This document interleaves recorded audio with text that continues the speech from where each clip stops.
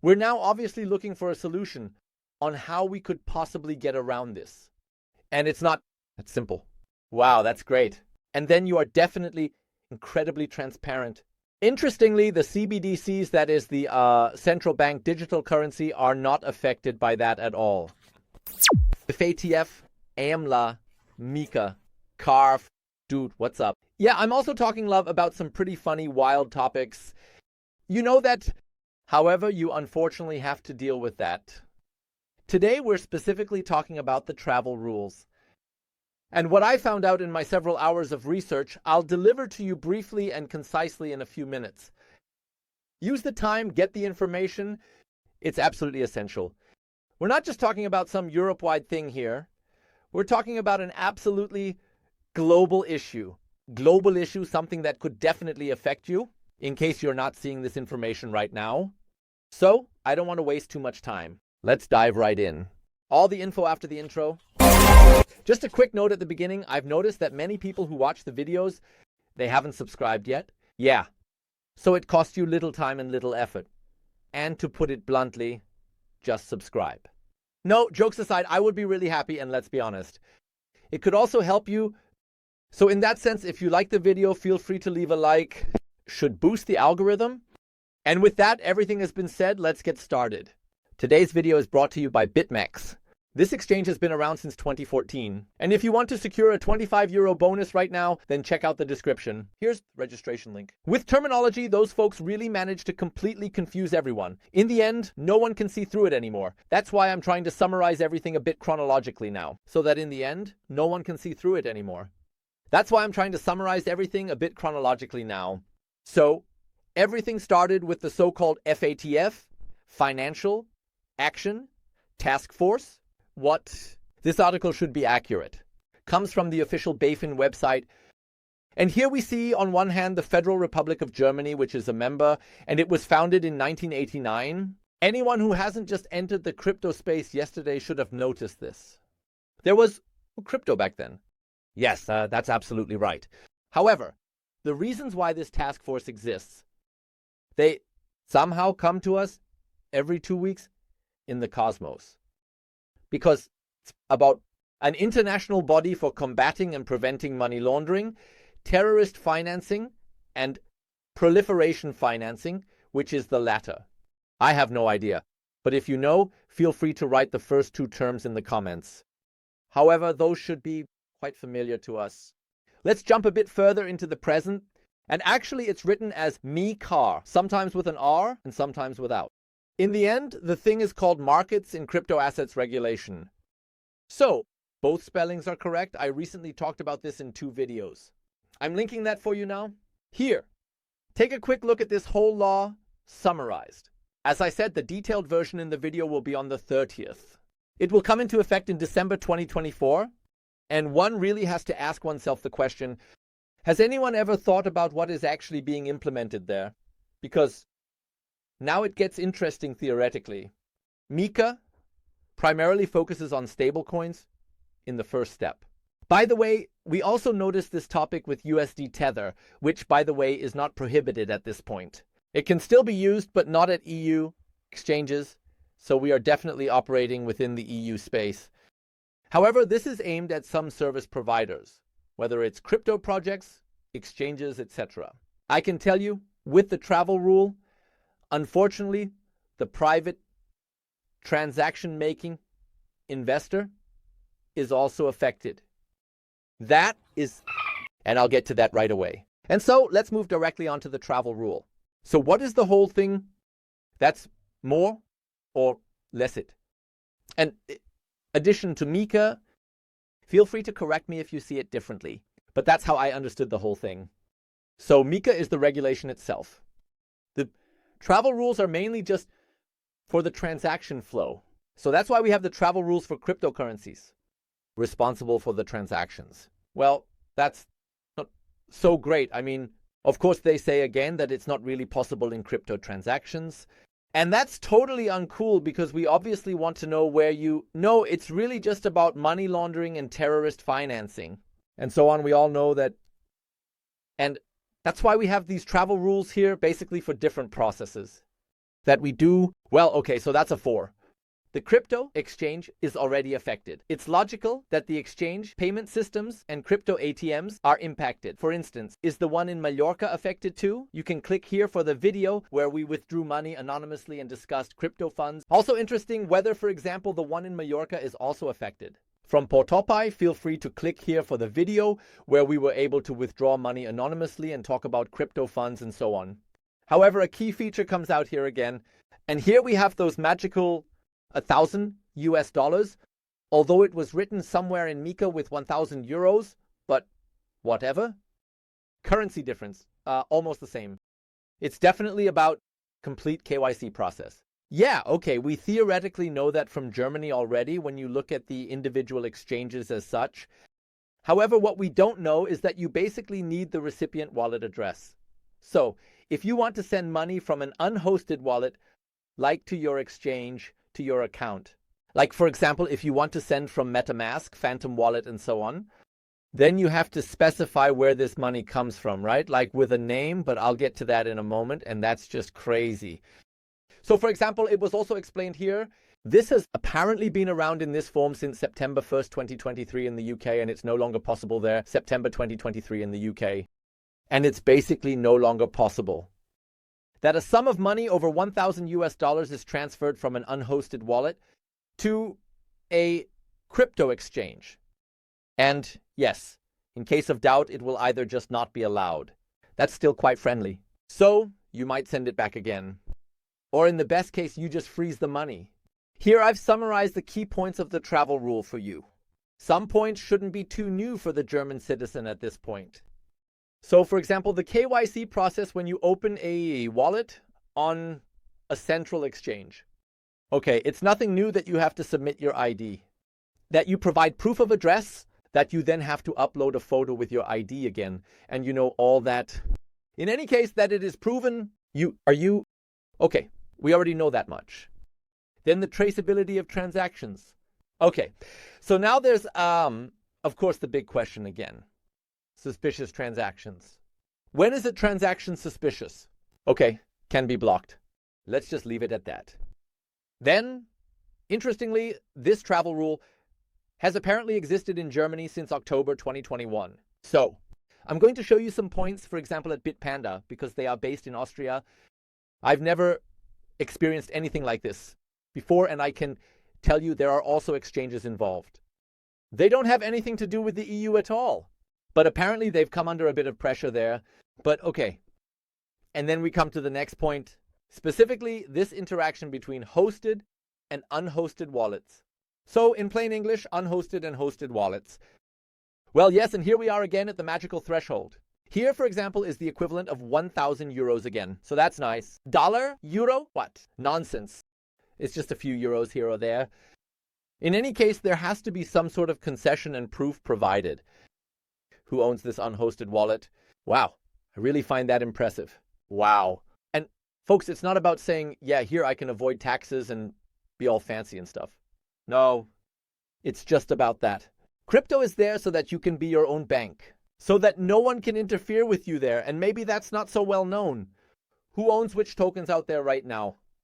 And it would be nice if no one from the government were to interfere too much right now. Because now it's getting interesting at this point. In MiCA, a lot is organized and a lot is predetermined. But, interestingly, the CBDCs. So, the electronic central bank money, that is not affected at all. I'm going to give another example regarding this issue. Because with Evercraft, since I introduced it very early on, and also know the team well, I've picked up on the side what kind of problems it has caused in receiving funds and providing proof. Then accounts get frozen quickly. Guys, these are startups, so what can be a deal breaker at the beginning of a project? And that's why I always find it a bit critical to always frame everything under the guise of terrorism financing, money laundering regulations, and so on. That's all nice and sweet, but maybe we shouldn't overdo it. So if you're interested now, what the project does, invest in sustainable technologies. Tokenization that's happening there, where you can basically secure a share of the company. Feel free to click here. Regarding all the information, there was also a recent interview, and that we throw in a few terms. Let's move straight to the next institution, which is just starting in Frankfurt, mind you. and that is AMLA. That will now be the Financial Action Task Force, or FATF, which we mentioned at the beginning. Support. You can also see the official website here. There were many, many applications for it. But it was, just like this, Frankfurt was able to prevail. It's also mentioned here again. At a glance, you'll discover why. Frankfurt is the perfect choice. Probably the crime rate from the train station. So definitely Frankfurt will get this authority. There was no centralized authority that collected this information accordingly. What does AMLA even mean? Anti-Money Laundering Authority. Sorry, I completely forgot that at the very beginning. In any case, it's all about that. To say, okay, all this information will be bundled, collected, so that it can be released quickly. I would really wish at this point that in criminal cases in the crypto space where investors are affected, it would also be handled that way. Because strangely enough, you don't hear much about it. Or rather, in the cases that I have partly witnessed. I've personally been through a wallet hack. The linking, you really just want to bang your head against the wall sometimes. Now you've got all the basics. However, I definitely don't want to let you go from this video just like that. With the words, well, tough luck, that's just how it is. We're now, of course, looking for a solution on how we could possibly get around this. And it's not that simple. Because with MiCA, it's a bit different. It's really just about exchanges or crypto service providers sitting in the EU or not sitting in the EU. And for example, they want to collaborate with the EU in some way. Well, some exchanges get around this by saying, well, then we'll just offer. There's no German translation for the website. Or for example, there was something similar with Binance, that then an event in Germany only took place in English. To get around the whole thing, you can do that. Well, the majority of the Germans, they will really drop out. But be that as it may, it's not that simple right now. However, not because of these travel rules, which have a completely different scope, and suddenly exchanges are included in that, where you either ask yourself, are they under so much pressure now? Or do they just say, well, we don't want to lose the European market after all? But I think it's more the former. But now let me quickly show you how this is supposed to work in practice. And specifically using Bitpanda as an example. So aside from the administrative effort, I find it interesting that Tether was chosen as the sending currency here. What's not MiCA compliant here, but be that as it may. You have the recipient's name here. Then you can also choose whether it belongs to you or someone else. Then you also have to specify whether it's a self-custody wallet or a third-party custody wallet. So if you send from a third-party custody to another exchange, let's say Binance, for example, and then you enter the wallet address, man, that's great. And then you're definitely incredibly transparent. And if you were thinking at this point, hey, Daniel, just leave me alone. I don't use an exchange that's based in the EU. Then I just go to Binance and you'll realize, oh, shit, yeah, exactly. Because Binance is also joining this Global Travel Rule Alliance. Whether they did this voluntarily or involuntarily, or more in a sense of feeling like it was voluntary. No idea.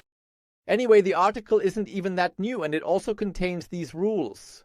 That means Binance, or probably almost every other exchange out there, is then not really a great option either. But you wouldn't be on this channel if I didn't have a solution for you. Because you can be sure of one thing, these folks are serious about it. And yeah, of course, if any exchange doesn't play along and doesn't have this KYC process in place, well, then a warning can quickly go out. Because what a surprise, the FMA issued a warning about Femex, which you might also know, is that exactly on the 31st. They issued a warning last December. And then they also issued that warning. And on the 30th, so the law has come into effect again. So that's quite a curious coincidence. Now I can quickly show you the solution again. Because if you're on CoinMarketCap, then you can check out the exchanges, specifically the centralized exchanges, and pull up all the spot exchanges. And then you see the biggest ones. So what you should definitely pay attention to. It's kind of similar to a token too. What's the trading volume like there? I mean, how active is this exchange? And then you can theoretically go searching there. Now, it's important here that wherever there are no reserves backing it, I would generally be cautious. Because, not your keys, not your coins. And out there are a lot of exchanges that can quickly disappear on you. That's not so cool. here. Pionex, for example, I've talked about it several times before. I also use the Pionex Grid Trading Bot, for example, but they also have KYC involved. By the way, if you're interested in the Grid Bot and how its performance is, and what kind of bonuses do I usually have for trading, or if you want some coin tips, check out the description for my new group, Uptrend Trading. I keep talking about these topics. You can join for free. Definitely, if you take a look a bit further down here, yes, then you could definitely go searching there. And at this point, I'm already working on that to pick out one or another exchange. There are also a few larger or even smaller YouTubers who are already active there. They are already active. So I've seen it with larger channels, for example, with XTCOM. I haven't had any contact with them myself yet, but I've seen it there, for example. And now let's take a look at this example. I'm trying to establish a contact there. There. You can also see how the reserves are built up.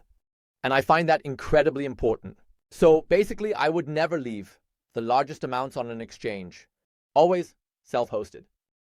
However, it definitely makes sense because when you look at it and say, well, okay, the volume, it fits enough that you can use an exchange like that without KYC, because these topics will definitely not catch up with you there.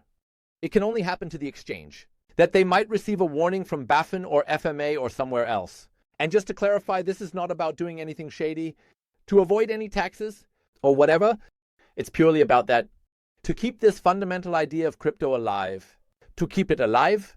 So I'm really curious about that.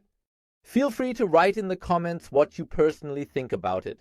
What your opinion on that is. I'm really curious because it's really like that. Opinions are divided. Some say, yeah, I think that's cool. The others who say, yeah, my privacy and all that. I can understand that. So, as I said, just write it down. Let's talk about it. Otherwise, if you liked the video, feel free to leave a like. And finally, I can give you the tip. Check out this video. Because if you want to become a crypto millionaire and be the first before everyone else, if you want to find those famous 100x hidden gems and maybe even more, then I have the perfect solution for you, or rather the blueprint. Check it out. See you in the next video. Until then, all the best. Bye.